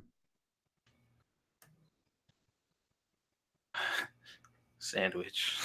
All right. Monkey, I need a large number. 422,000. Ooh. Oh. Large number. Satsu, I need a large number. 73 million. Jesus. Okay. Monkey, I need a clothing plural. Oh, let's go with ball gags. There you go. Satsu, I need a female relative. How about Aunt Pearl? Do you actually have an Aunt Pearl? I did. Okay. Monkey, I need an adjective. Dickish. Okay. And then we move on to chat. So first, singular noun. Ebony Williams says French fry. Okay, that is a singular. Do you mean a freedom fry? Remember freedom fries? I don't. Then the adjective. Got it. Zach Osborne says oily. An oily French fry. Oh, I might get there. Works. And then lastly, the second singular noun. Becca Fairley says graveyard. All right, let's see what we get out of this one. This one's called It's the Thought That Counts. And I'm worried because the first couple of sentences don't have any Mad Libs in them. That should be the name of some chick's podcast. It's the Thought That Counts? Yeah, it's not bad. Yeah, it's an activism activist podcast for Thurs. Have you ever gotten a birthday present you didn't want? Did you not get the one you really wanted? Well, that happened to me this year. I really wanted a pickle with an excruciating sandwich on it. I saw one in the store and it was only $422,000. I mean, that's not too much money. I could save up my allowance for that in 73 million weeks. You and me both, brother. But instead, all I got were ball gags. Who gives ball gags as a birthday present? Aunt Pearl says it's the thought that counts, and I guess she is right. But next time, I hope my parents think of the really dickish French fry with an oily graveyard on it. What? That suggests your parents gave you ball gags for your birthday. That's disturbing on a lot of levels. It paid off at the end there. Aunt Pearl says it's the thought that counts, and I guess she is right. But next time, I hope my parents think of the really dickish French fry with an oily graveyard on it. No, for me, what made it was 422,000 isn't much. That's not too much money. Yeah. I mean, who are you, Felicity Huffman? Shall we do? Now we're at the bottom here. That's fine. All right, guys, thank you so much for your suggestions. We're going to move on to your time, chat time. If you have questions, comments, concerns, conspiracy theories, complaints, if you have a ingenious food combination that Hostess should consider making a Twinkie out of, Think about that one. Put in the chat now. If you have questions for us directly, please put plenty of chat marks after those. If you have statements for us to consider, please put plenty of statement marks after those so we can distinguish what you're saying to us from what you might be saying to your fellow chatmates, as I'll call them. Also, if you have weird things that you want to pay me to eat. Yeah. If you have suggestions on how to poison Satsu for money, put them in the chat now. See. And remember, guys, after this, go over to 2 cents plus. And if you do nothing else while Monkey and Satsu are streaming Borderlands 3, at least hit the like button before you switch out. Because 100 likes and some lucky viewer over there is going to get a copy of Borderlands 3. You can make somebody very happy just by clicking that little like button. Ebony Williams, Lords. You know what I think of whenever somebody says that? And it's like, I'm just a boy whose intentions are good. Oh, Lords, please don't let me be misunderstood. I don't know. For some reason, whenever they say that, I think of that line from that song. Lords, do you forgive me for coming in an hour late? Hey, no. An hour late or 5 minutes, whenever you're coming's fine by me. Tomorrow you need to be here 3 hours early. Oh, well, that's Monkey's opinion. Frosted Glass. Oh, Lords. Oh, Lords. Okay. Won't you buy me a Mercedes-Benz? Exactly. There you go. Perfect. I got you. That was Frosted Glass. Ellis12330. Where are the Republican candidates? Well, they're all being pushed aside because the GOP doesn't want to put any bumps in the road for Trump's re-election. That's the short version. Yeah, the party in power, somebody runs sometimes, but they know that their best chance is with the incumbent. Yeah, unless there is something that is so poisonous about the incumbent that even the party would turn their back on them, which I'm sure in our history it's happened at some point, but doesn't happen very often. Yeah, the incumbent is there and will be backed by the party almost no matter what. The only time you'll see a field of candidates on both sides of the aisle is when someone's at the end of their available terms. So you won't see it again until either after Trump is reelected or somebody else is elected. Let's see. RJ Bansma, Scribe Light, hey Scribbles, how are you this evening? Would you like a strawberry blonde woman? Well, I wouldn't necessarily turn it down. Wait, I said it. Her. Wait, are we on pronouns now? I don't know. The Driving Ape Man says pepperette. I don't know what is that a Canadian thing? What's a pepperette? No idea. No clue. Okay, we need some context, Nicolo. Quinn the Cultist, Lords of the Night, chicken and waffles Twinkie. Didn't somebody do a chicken and waffles like potato chip or something? Yeah, Lay's when they do their That's what it was. They weren't bad either, actually. They were pretty decent. You ever have the steak flavored potato chips? From which brand? God, what's the name of that brand? I forget the name of them. Is it Thurs? Yes, Thurs. Dude, never heard of they make some good fucking they got ketchup flavored chips. They got fucking baby back ribs. The baby back ribs ones are fucking life. Yeah, most of their stuff is pretty good.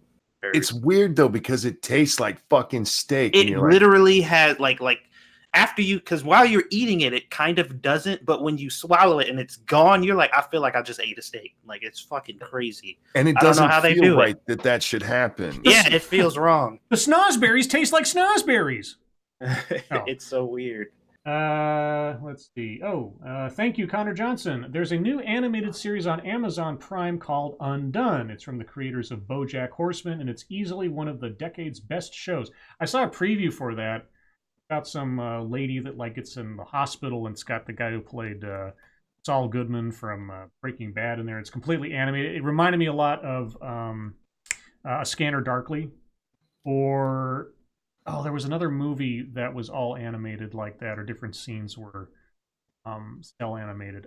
Forgetting what it was. It was some kind of like philosophical. It looked interesting, but I don't have Amazon Prime, so I can't watch it.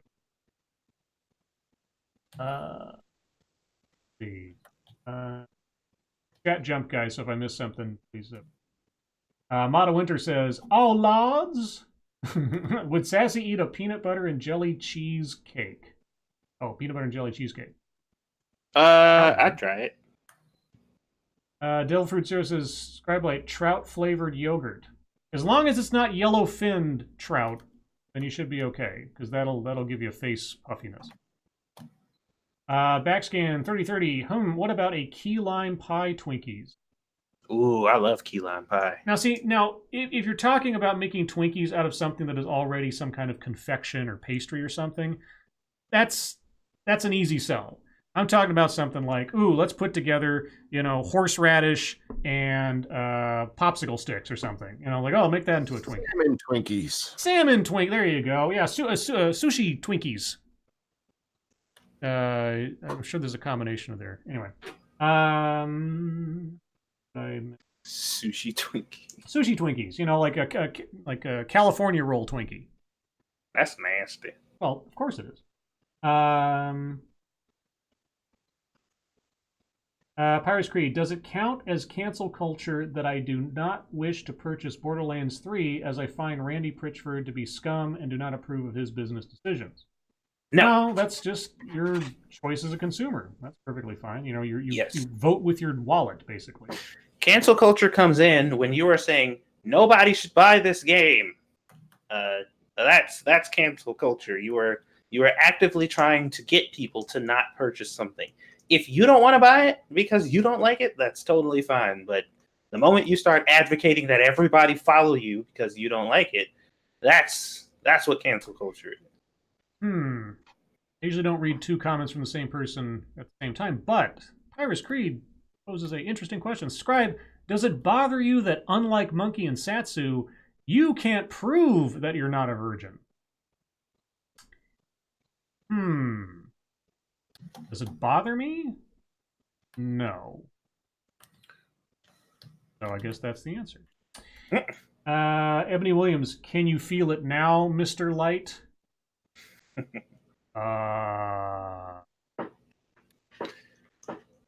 Maybe. Sadly, that's a SpongeBob reference. Oh. Yeah, I don't know that because I truth be told, I don't think I've ever watched a single whole episode of SpongeBob. I love the early seasons of SpongeBob. Dude, earlier SpongeBob was life. Well, for me, in that vein of things, Ren and Stimpy and Rocko's Modern Life. Those are like the two sort of weird animated things that I glommed onto as a kid. But SpongeBob just passed me by. By the time SpongeBob became popular, I just didn't watch Nickelodeon anymore. Or didn't have cable, that too. I had kids, so yeah. I got a second chance at the cartoon. That's true.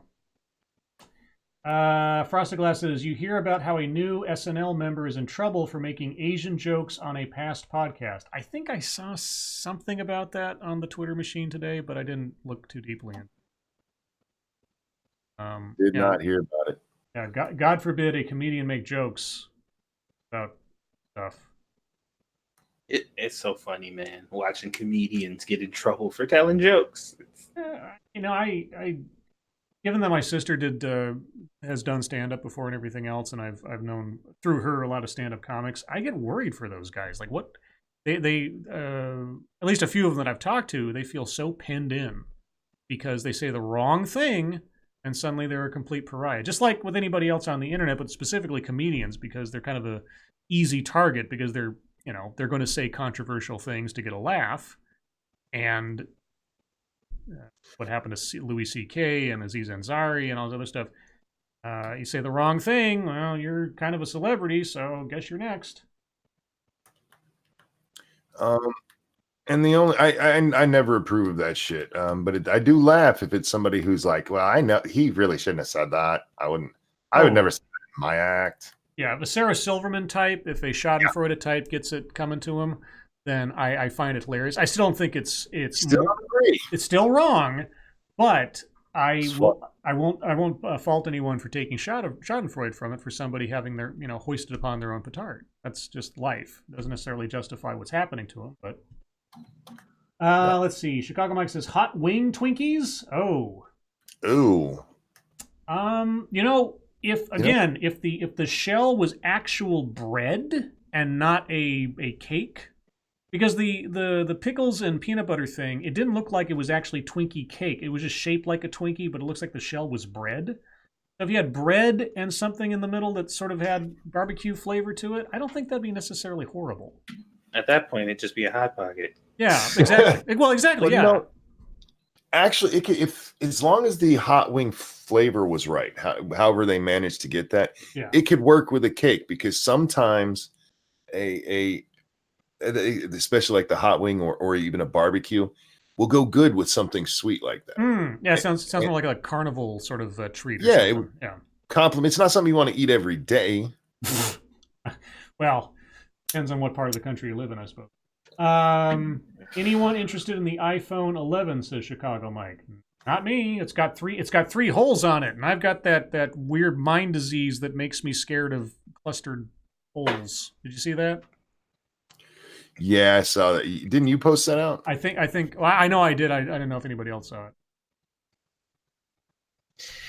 Oh boy, iPhones. Let's see. Ebony Williams says Nutella and banana Twinkie.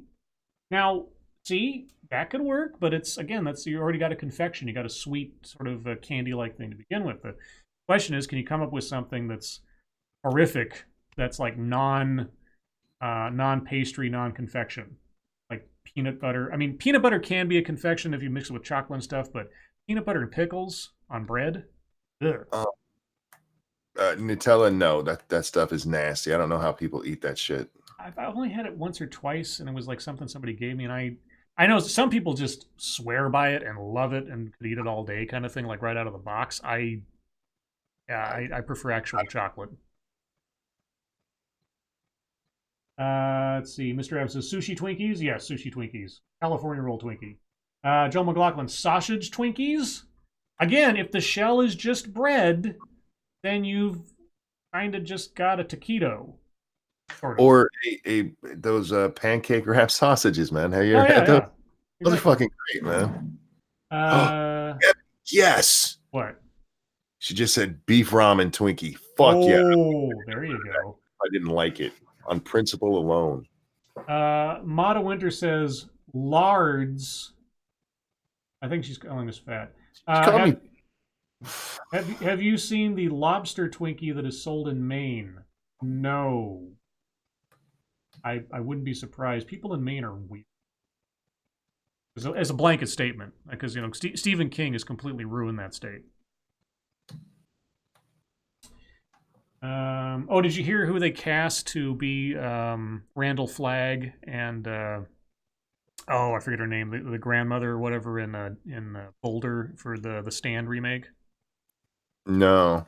It's going to be Whoopi Goldberg in Boulder, and it's going to be the Skarsgård guy from True Blood.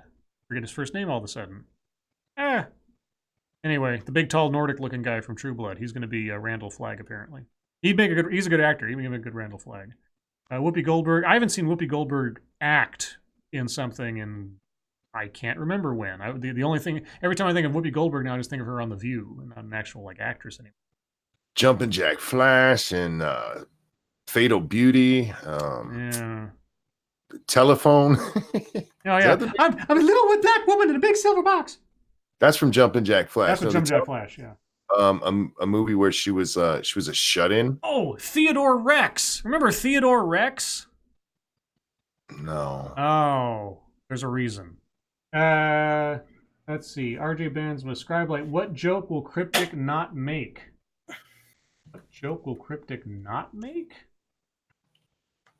Cryptic will make all the jokes. Yeah, I don't think Cryptic has a limit.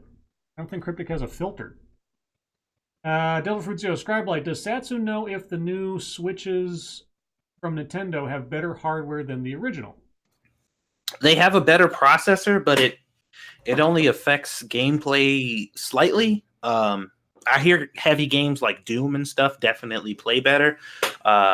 It doesn't increase performance all that much. Like, it doesn't make games load fast or anything, but it does make heavy games run a little better, and it makes the battery last longer.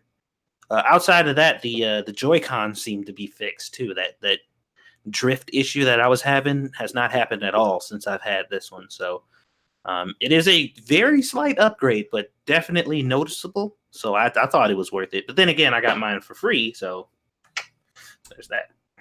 Let's see. Devil Fruit Zero. Scribe Light. Munsters or Addams Family? Addams Family.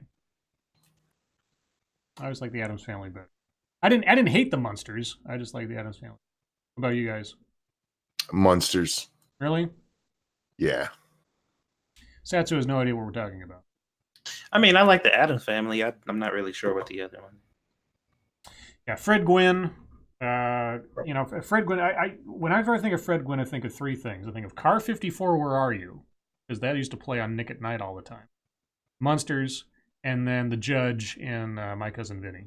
Oh, so and also, for Pet Sematary, when he played what's his name across the street. He made that movie interesting. Everybody else in that movie's okay, but he really sold it. Really like. Let's see. Sean Uli, Vegemite and sweet potato Twinkie. Ugh. Yeah, I think you picked a horrible one.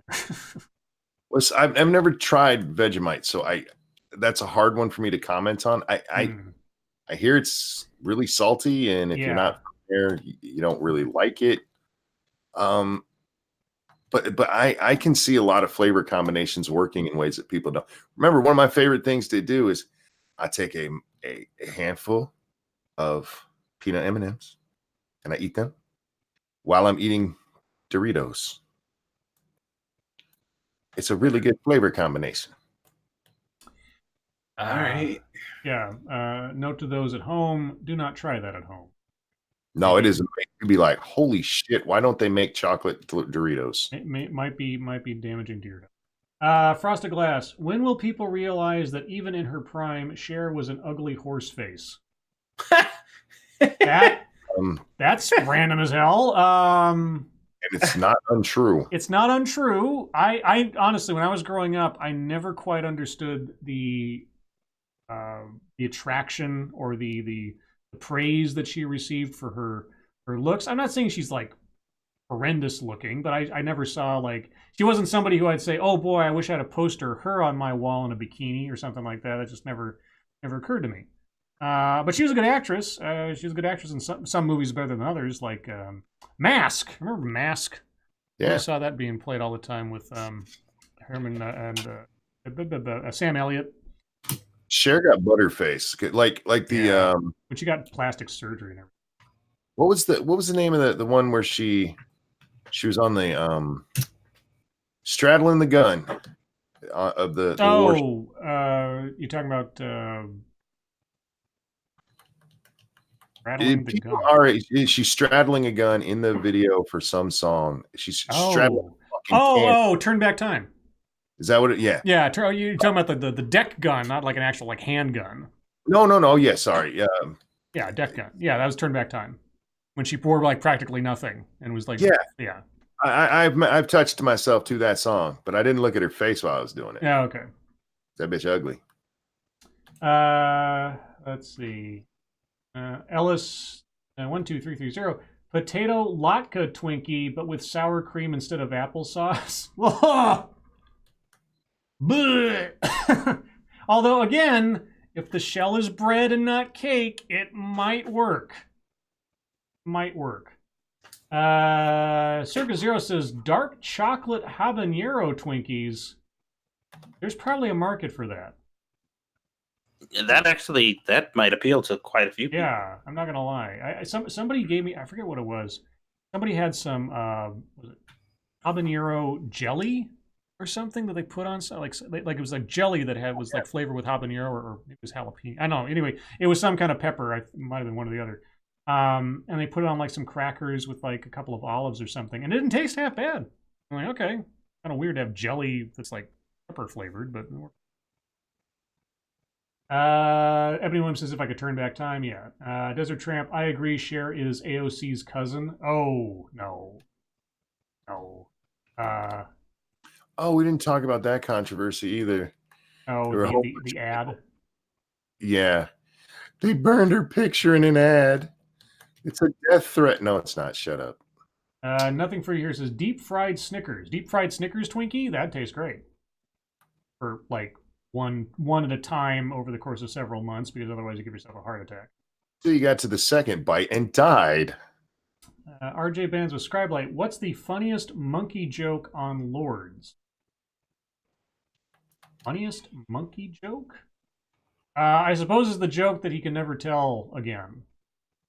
Oh God. Yeah. Now by saying that, you're all going to wonder, what joke is that? And like, well, I can't tell you, and he probably can't tell you, and I wouldn't let him tell you on my channel, at least. He can do it on his own. But yeah, it's a pretty famous joke in the monkey lore of things, because I think he's only said it once on the entire run of the show, or maybe twice. Never told the whole joke. You never told the whole joke? Okay. Well, if you want to know what that joke is, when it's Monkey's turn tomorrow night, I'm sure he might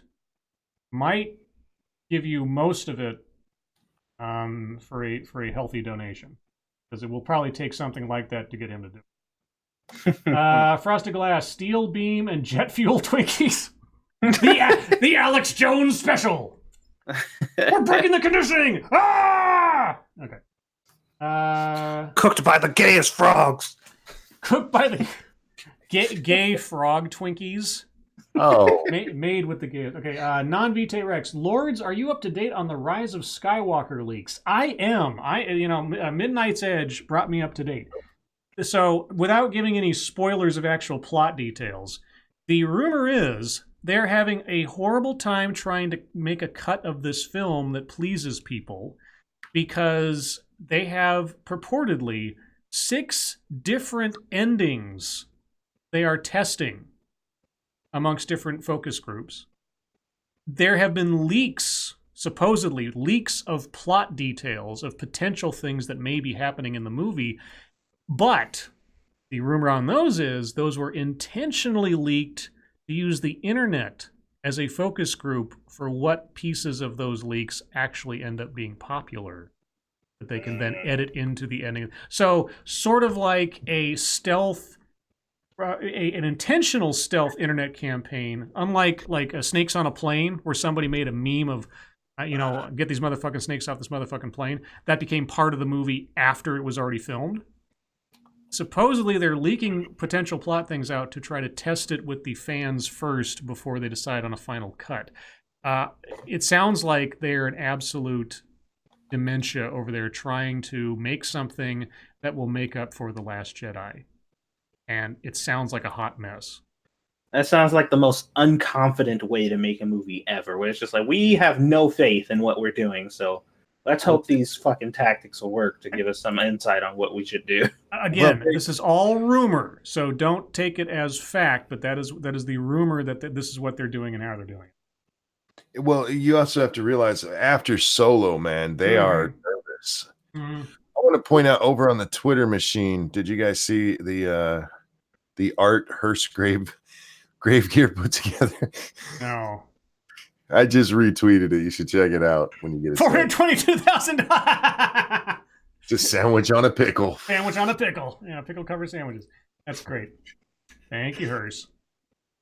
6 different endings. Seriously, that is the rumor, that they have no idea how to finish this film that will satisfy fans and not completely ruin the franchise for the next 20 years. So they've created different things, and there's rumors that Hayden Christensen is somehow going to appear in there, somehow as in a flashback, because there was supposed to be a panel with him and Ian McDiarmid, who plays the Emperor. They were supposed to go on a panel together at some convention or something a few days ago, but it was canceled 90 minutes before they were supposed to go on stage. The rumor being that they were worried that the two of them would somehow accidentally or otherwise release plot details or spoilers that they didn't want to have happen. So Hayden Christensen's coming back to the franchise. Oh, boy. Cryptic, thank you. Gay frogs have sex with ribbit condoms. Ribbit. Nice. Nice. Let's see. Ebony Williams. Lords, would the debates be more interesting if they were ran like American Idol? Aren't they practically at this point? Well, technically they are. I mean, yeah. As people drop out, because, well, we also have them, the voting is kind of kept people out. Yeah. I mean, it's a more boring version of American Idol. It's a less flashy, but it's similar. And nobody wants to hear them sing.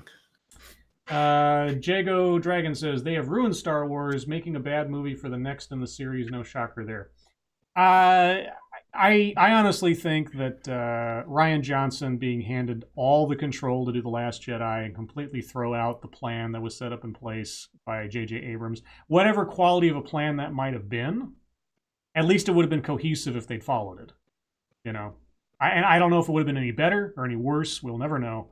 But them trying to salvage the damage of Last Jedi and Solo and the tepid response to Rogue One, you know, even they have to do something to try to not make this suck completely. Because if this thing bombs out, Star Wars is done in theaters for at least 10 years. That's, you know, just random non-professional guess on my part, at least. On TV, you know, if The Mandalorian works out, that might be where they go, because the Clone Wars series, for as much as it kind of had to follow along with the prequels, it eventually got pretty good. Rebels was pretty good. So on TV, I haven't watched the Resistance thing yet. Anything that deals with the new trilogy, I don't have any enthusiasm for. Classic trilogy is fine. But anyway, Cryptic, thank you. That was an original joke, not a Chinese knockoff. Aha. RJ Bands of Scribe, like, can we get a Lord streaming series? You're looking at it. This might be as good as it gets. If you're talking about like an actual like episodic thing or something, I don't know how that would work.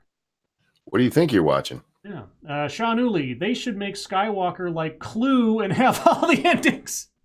Just like, pick the one you want, we'll play them all. Like, yeah, they'll have it play in like 5 theaters, and you get to pick which one you want. Yeah, exactly. Yeah. No, you don't know which one you get until you're there. Yeah, no, that's fucking Star Wars roulette. Well, that's what happened with the original release of Clue. Is in the theaters they had different cuts of the film had one of the different endings, and so depending on which theater you went, and depending on which time you went, I guess, you'd see a different ending. It wasn't until it came out on VHS that they played all of them at the end for everybody to see. That's a cool idea, though. That's awesome. Yeah, and even though on reflection, if you actually watch all the multiple endings, some of the dummy endings didn't actually make sense to the events as seen, which is fine. But the real ending was hilarious. I love that movie. They're trying to remake that movie. I hope they don't. That is one of Lady Monkey's favorite movies ever. My sister and I, when we used to watch, there was a couple movies we used to watch all the time as kids. One was Ghostbusters, the other one was Clue. And the part that my sister and I would laugh our asses on, we were little kids, was the part where the door opens up and it's the lady there, and she says, "I am your singing telegram," and then she gets shot, just dies. That was the funniest thing to my sister and I. It was right up there with like Indiana Jones just shooting the sword guy, because you just don't see it coming. Just like, done. Oh, and Yvette. Oh, Yvette. Oh, Yvette. I think Yvette might have been one of my earliest naughty thoughts moments as a kid. Oh, sure. Yeah. Now, Colleen Camp has not aged well. You look at Colleen Camp today, it's not a pretty picture, but Yvette will always have a place in my heart. Yeah. Data Wasteland, Scribe Light, free ranch dips, hot dog, corn dog, Twinkies. Okay. It sounds like a carnival food. RJ Bandsma, Scribe Light, Sith or Jedi? If we're talking the Sith prior to the new trilogy and as established, then the Sith. But since they decided to retcon everything away with the new trilogy and Disney, I don't even know what the Sith are supposed to be now. So I liked a lot of what the Sith became after. It wasn't until the prequels where a lot of the stuff about the Sith got fleshed out by better writers than George Lucas, like the Darth Bane books and all the stuff in Knights of the Old Republic. Yeah, I know. Monkey's a Jedi. Jedi. I think Satsu's a Sith. I'm a Negro. Oh, okay. Yeah, and I'd be Darth Scrivener. If I was to have a Darth name as Scribe Light, I'd be Darth Scrivener. Based on what I just said, can you guess what my name would be? Darth Obsidian. He's Darth. Oh, damn, that's much sexier than what I was about to say. Right? See, that's what you got to do. You got to find a fancier word for what you're talking about to make the thing sound. Or you have to find part of a really evil, like Darth Sidious was just insidious, but take the N off. Darth Vader was Invader. So if you find something that's like an in word, you take the N off, and then that's your Sith name. But anyway, guys, we're at the top of the hour, and that's the end of the show. Everybody, thank you so much for joining us tonight, as you always do. You guys really are the best audience in the world. I don't know where the show would be without you and your contributions and your loyalty and dedication to the show. Moderators, thank you for keeping everything kosher. Speaking of pickles, in the chat, even though our audience is the best behaved in the world, everyone who donated, every night, I am humbled by your generosity. I really do appreciate it. It'll all go towards horrible things, although I have an idea to do something more productive, but I'll talk about that maybe another time, or if I talk about it at all. And remember, right after this, over on 2 Cents Plus, go watch Monkey and Satsu play Borderlands 3. And if you do nothing else, please go over there and stop in for a second, if only to hit the like button. If Monkey and Satsu get to 100 likes, some fan in the chat will win a copy of Borderlands 3 as donated by Jim Healis. And it's a great game, you guys. It really fucking is. Yeah, listen to two experts who are big fans of the franchise. And tomorrow night we'll be on Monkey's channel per usual. But other than that, I think that's everything. Did I miss anything? Not that I'm aware of. All right. Well, everyone, Monkey, Satsu, thank you for joining me as always. Mm-hmm. Everybody else, your lives make us sad, so we'll see you tomorrow. Bye, guys. Bye. And per tradition, going to my copy of Screw the Roses, Send Me the Thorns, the romance and sexual sorcery of sadomasochism. 3G random page, and we get 2. Okay. Today's secret word is accurate. All right. A good word.